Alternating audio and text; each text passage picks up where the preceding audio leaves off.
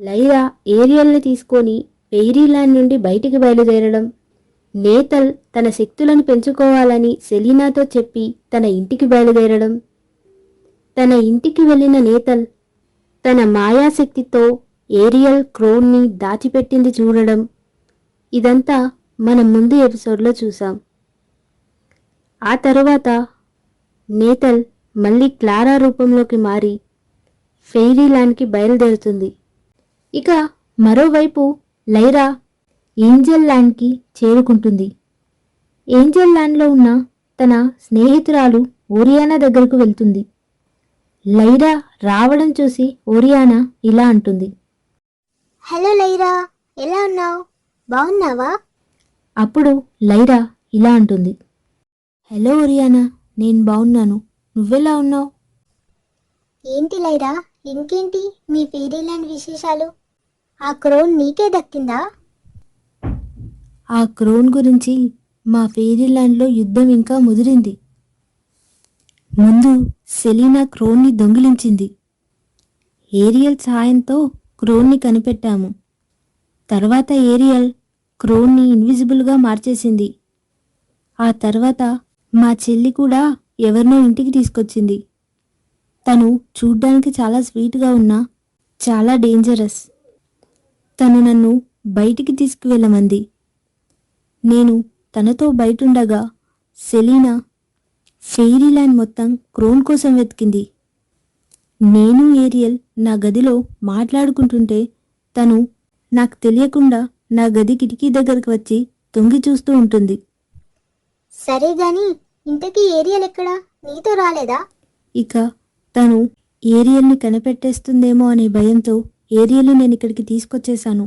అంతలో ఏరియల్ మామూలుగా మారిపోయి ఇలా అంటుంది, ఓరియానా, నేను కూడా వచ్చాను. కాకపోతే నేను ఇన్విజిబుల్ గా మారిపోయి ఇక్కడికి వచ్చానంతే. సరే గాని నీ తల మీద ఆ క్రోన్ ఏంటి? ఓ ఇదా, ఇది ఫెయిరీల్యాండ్ క్రోను. ఈ క్రౌన్ ని కాపాడడం నా రెస్పాన్సిబిలిటీ కదా, అందుకే నేను దీన్ని నాతో పాటు తీసుకొచ్చేసాను.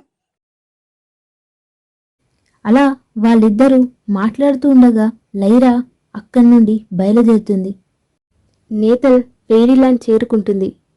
అప్పుడే సెలీనా తన గదిలో అటూ ఇటూ తిరుగుతూ ఇలా అనుకుంటుంది, నేతల్ తన శక్తులను త్వరగా పెంచుకుంటే బాగున్ను అని సెలీనా అనుకుంటూ ఉండగా అప్పుడే తన ముందు క్లారాలా మారిన నేతల్ ప్రత్యక్షమవుతుంది.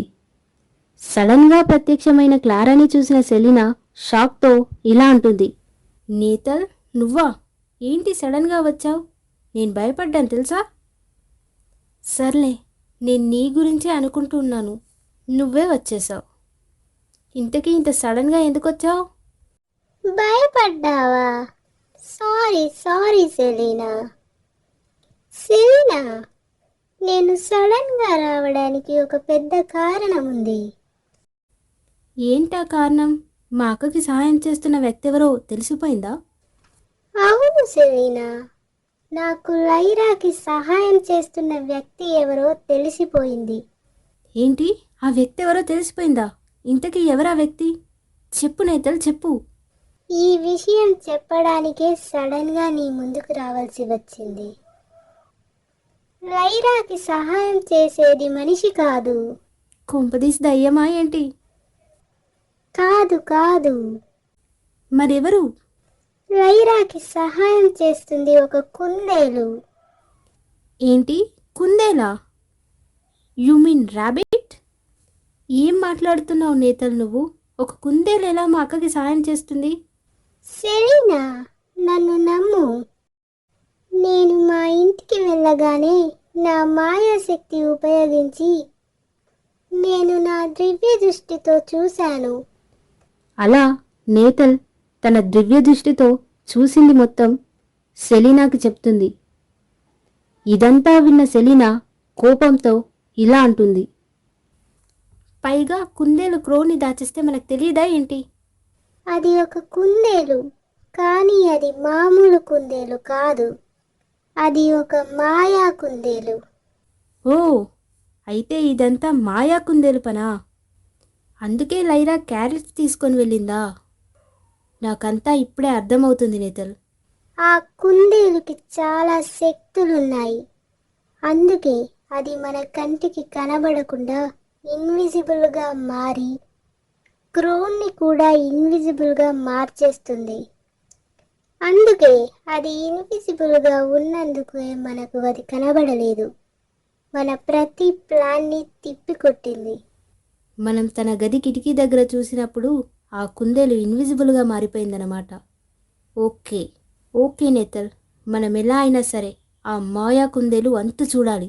దాని దగ్గరున్న నా ఫెయిరీ ల్యాండ్ క్రోన్ని నేను తీసేసుకోవాలి.